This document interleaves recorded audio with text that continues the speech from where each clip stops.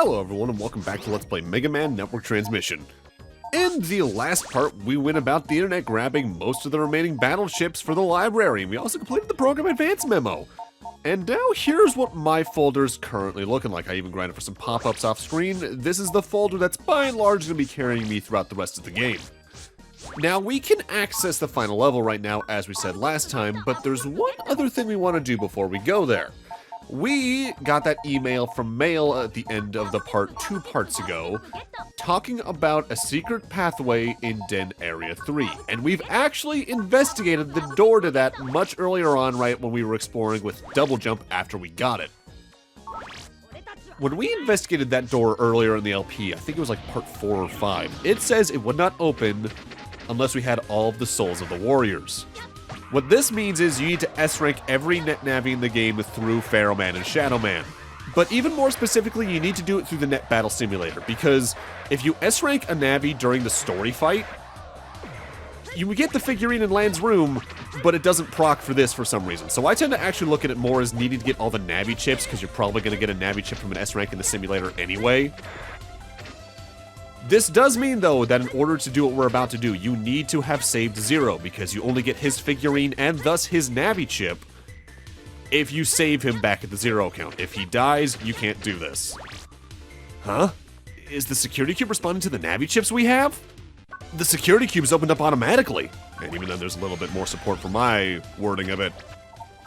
It is a little annoying that you can't get every library chip if you don't do this, but at the same time, if you're on the bad ending pathway anyway, where Zero dies, you can't do that because you don't get his Navi chip if he dies.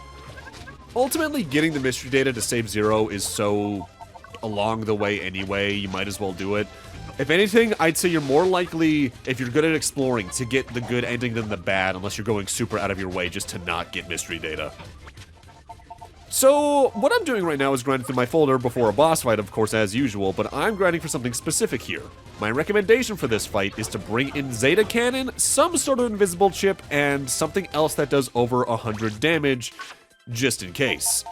I think I actually realized while editing that I took in the wrong invis chip, though. I have drop down here, but I got pop-up for this, and would recommend using that instead, even though drop down is still fine. And then having something like Proto Man around or Tree Bomb 3, whichever one you like more. Either way, have things that do over 100 damage. And prepare for what can even then still be a pretty rough fight.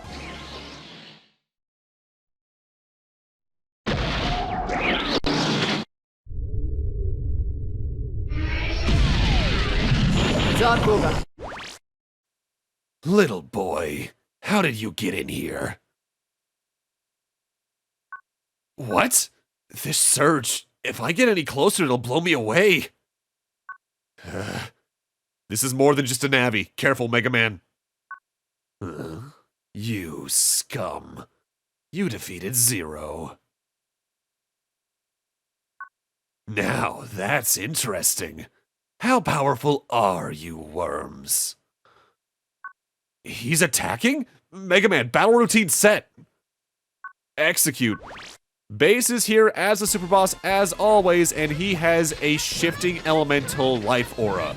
It'll take 100 damage to knock down, but he'll bring it back up after even a single hit, and it'll be a different element. So elemental chips can go a long way here, but I just prefer using Zeta Cannon and then refilling myself by using a full cust or fast cust just to get it back out as soon as I can.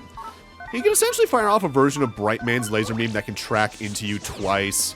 He fires a version of Gravity Hold of sorts that just sort of slowly moves into you. He can throw bombs that just have huge explosion residues. He can create 4 beams that kind of go off in a plus pattern. And he can just make one gigantic explosion in the center of the arena. This fight can be rough, and as you might notice, he has a lot of HP. But the fight's over now that we've destroyed his cape. How did you withstand my attack? Now I know why Zero lost to you. Interesting. I think I'll actually try this time. It's no good, Lan. He's too powerful. Nah. Not this time. It won't be long until Judgment Day. You'd better be ready. And we get his Navichip for that. So base, I've heard people say he has somewhere about 10,000 HP, but you only need to wipe off a couple of hundred before the fight ends. I think it even might be based off just the amount of hits you do, period. It's a survival round more than an actual boss fight, and that's why using things like Invis is so useful in it, because then you can just ignore a majority of his attacks. And you do get a pretty good Navichip for it, because even though it only does 60 damage per tick, it covers the entire screen and is essentially a better version of Brightman's chip in that regard. I don't tend to use it too much because I like to have things that do over 100 damage because of any kind of aura we're going to be dealing with coming up, but it's still pretty good. But with that, we're now good to head into the final stage. So I'm going to restock up my fast gauges and full cuts as best I can. I actually recommend grabbing one more unlocker because I think you need 4 for the final level. But first, we got some housekeeping to do. Several parts ago, we got the EX code hint 2, and we technically haven't gotten the EX code 3 hint on screen yet. It's in the final level, but I'm showcasing this footage now just so it's not weirdly in the middle of the final level. So EX code hint 2 is area with roll, repair on continuous spikes area. This means we need to come over to where spikes are here in Den area 2. We saw this area as early as part 1 because we had to do some tricky jumps to avoid getting instant killed at the time here. We just need to go to the end here and then jump on top of the spikes and then use repair somewhere up here for the code to appear.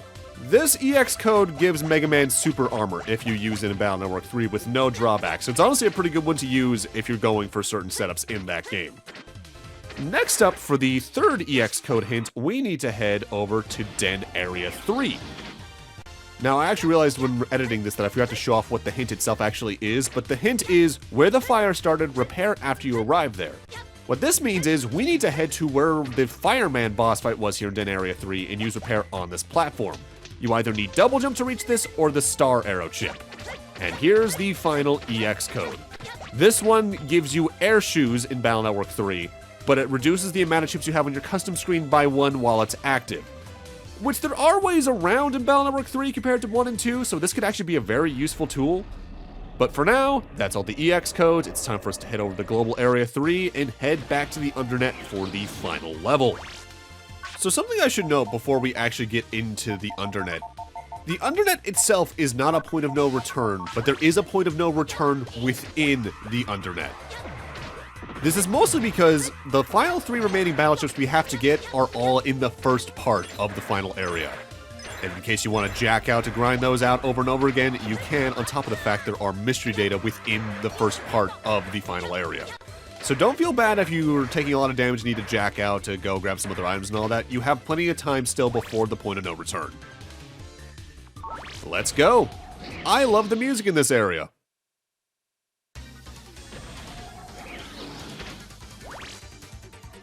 We're finally here, the Undernet. Do you sense anything, Mega Man? Yeah, the life virus is definitely in here, no doubt about it. Okay, let's go smash it. I love this level's theming, I love its visuals. It always reminds me of the end of Megaman.exe 5, weirdly, but I feel like that's kind of intentional given, you know, Zero. So, the enemies here in the Undernet are all the final family of viruses. And they are the Scuttle-type viruses. The Scuttle, which is water elemental, the Scuts, which is fire, the Scuttler, which is the Scutzer, which is wood, and the Scuttleless, which is non-elemental. But they are in control of the final 3 battleships in the game. Scuttle, Scuts, Scuttlers, and Scutzers are all in control of Life Aura 1s, which protect you from any amount of damage that's below a certain amount, whereas Scuttleists have Life Auras 2 and 3. They act more as hazards, though, than as actual enemies. Scuts are the ones you encounter early on, and they just fire a fireball that homes in on you. Scuttlers fire a lightning ball straight forward in this section. Scutzers fire essentially the wood tower attack from Woodman's fight in Battle Network 1 that goes along a straight line. You can even hear it going off right now above us, and you need to jump over that in some cases. Scuttles, you actually encounter them, but even after Scuttleists, they spawn ice cubes right out of the polar bear enemies that will just fall down with gravity. Scuttlelist fire very painful lasers forward that you need to slide under if you don't jump over them. And they also got a lot of HP. The main 4 elemental ones have 200 HP, Scuttleists have 300, so Navichips are your best friends against them, or program advances for that matter. I'm doing this area in 2 trips. For one thing, because I accidentally forced myself to because I forgot to buy an unlocker before the final purple mystery data. But also, it's easier to go through this area once just to grab the mystery data, jack out, restock, and then go back in for the actual endgame section. Things to note, though, the final few power-ups are in this stage, at least for your HP and your MP. So if you're looking around, wondering where you missed an HP memory, it's probably actually just in here, so don't feel too bad about starting the endgame if you're not at 1000 HP and level 100 for Mega Man, because they're all in here anyway. Also, veer left if you just jump down here, by the way, because otherwise you're falling into a bottomless pit. The cyber world is warped up ahead. What is it? Is the life virus doing it? I think so, but this area is so unstable I can't even jack out. So if we keep going, we won't be able to go home until we defeat it. If you want to do anything else in the game by chip grinding right now, that warp there is the point of no return, so be ready for whatever's ahead. Right here is where the EX code hint 3 actually is. Like I said earlier, I just didn't want to randomly go show those other 2 EX code hints off in the middle of the final level, so that's why I put it a little earlier this video. And I need to jack out anyway because I forgot to get an extra unlocker. Whoopsie! Just to show, though, we are now at level 100. Mega Man is completely maxed, and you don't even need to really worry about an armor coming up, barring either the damage here from the scuttle viruses throughout the entire Undernet, or the impending Mega Man usual coming up in several minutes. There's the Life Aura 1 battle chip that I got right there with Zero. Again, Zero is a very good battle chip for battle chip farming because even though you only get one of them, it's a set several hundred damage. And now let's get Life Aura 2 and 3 from the Scuttless here at the end. Intentionally taking a couple hits here, and that is the Life Aura 2 battle chip. 1 to go, Life Aura 3, and our Scuttless to the right has happily volunteered to be the giver. Although I say that, I think I do slide left and then right really quick just to respawn this one, sort of, so the busting rank timer resets. I'm not sure when the busting rank timer for viruses actually starts. Like, if it's the moment they spawn in, even if they're slightly off-screen, or when they actually show up on-screen. I hope it's the latter, but it could be the former. And that's Life Aura 3, so if we check our library now, we have all 137 battle chips and all 14 program advances completed. Again, you don't get anything for doing this, it's just bragging rights in this game, no even any stars on your save file or anything. But I like to do it just to say that I did it, because I'm trying to 100% these games anyway in the replay, so I might as well stay consistent with that. Oh god, if I ever do Battle Chip Challenge, I'm in for hell. Let alone 4.5 now that I think about it. So let's go grab that purple mystery data to grab another slasher battle chip. Kinda weird for a last choice of a purple mystery data, but oh well. Gonna jack out once more just to restock my battle chips, and here we are. For what's specifically coming up after this teleporter, I recommend either long-range options or things that have some amount of homing to them. Proto Man's a good example of that in terms of the Navichips. But also make sure your Buster is as powered up as it can be, because it's also potentially your best friend in this particular fight.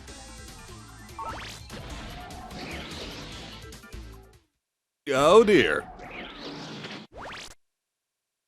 What's this? This is a firewall set up to repulse intruders. But I've never seen one this strong and aggressive before. I bet the professor used the power of the life virus to make it. We'll have to smash our way through, Mega Man. Battle routine set. Execute. This firewall sucks. The 2 main cannons have 3 attacks. They can either fire tracking missiles like the Big Yart, they can fire essentially Bright Man's missile and I will just shoot directly at you, or they can fire blaster pellets. The main eye charges up a gigantic laser that it fires occasionally. All the while, there's a conveyor belt below you, slowly carrying you towards the spike wall in the back that, unlike other spike walls in the game, doesn't do set damage, it's just an instant kill.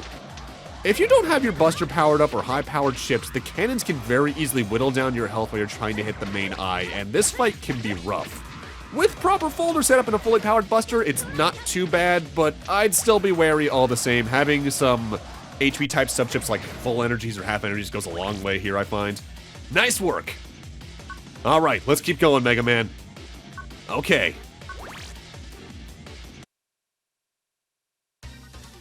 And now for a bit of an interesting moment. Mega Man, I'm getting a powerful response from just up ahead. This area seems safe, so why don't you execute a system recovery here? Will do. After that fight, your HP and your chip folder gets completely restocked. So you don't need to worry about having used all your powerful chips during the main internet sector or during the firewall fight. But through this teleporter is the Mega Man Classic. We're coming up on our boss rush. It is sequential, closer to how Mega Man 1 and X1 did it, in the order you basically fought some of the bosses along the way. But it's not every boss fight you fought either. Optional boss fights are discounted for one thing, but also some of the fights in the story aren't there because I guess they just didn't want you to refight them that soon or something like that. In specific, you're fighting Fireman, Gutsman, Needleman, Brightman, Iceman, Quickman, Colorman, and Elecman in that order. I guess you could technically look at the Shadowman and Pharaohman stages as the start of the usual, like, Fortress levels from Classic or X. Bring whatever you got that's high power, but don't be afraid to use some full and fast custs in here if you want to reset your chip selection to be things that the bosses in question are weak to. It's not the hardest boss rush in the series. If anything, the hardest segments in this are easily just Brightman's existence, but Quickman can surprise you as well, I find. Let's get ready for battle.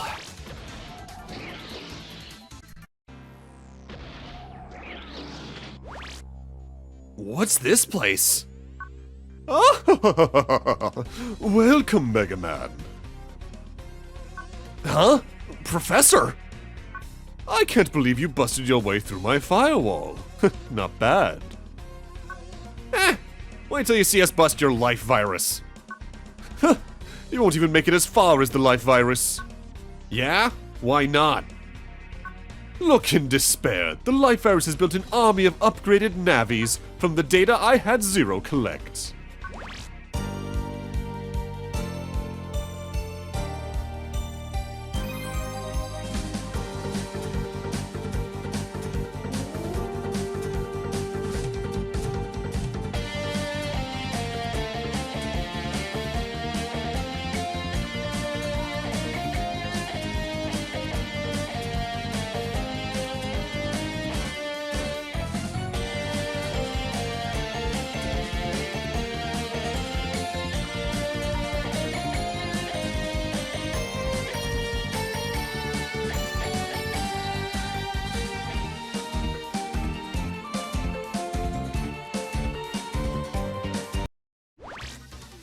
What's the matter? Is that all you've got? No, it can't be. How can you defeat this many upgraded navis created by me and my life virus? It's unthinkable, absurd, inconceivable. Professor, you don't get it. Navis get their power by working together with their operators. That makes us stronger, too strong to lose to imposter navis. In that case, I'll just have to move forward with my plans even sooner. Come on, Mega Man, we gotta stop the life virus. On my way. But with that, I'm gonna need to end this off here. Thank you guys for watching, and in part 16, Endgame. See you guys then.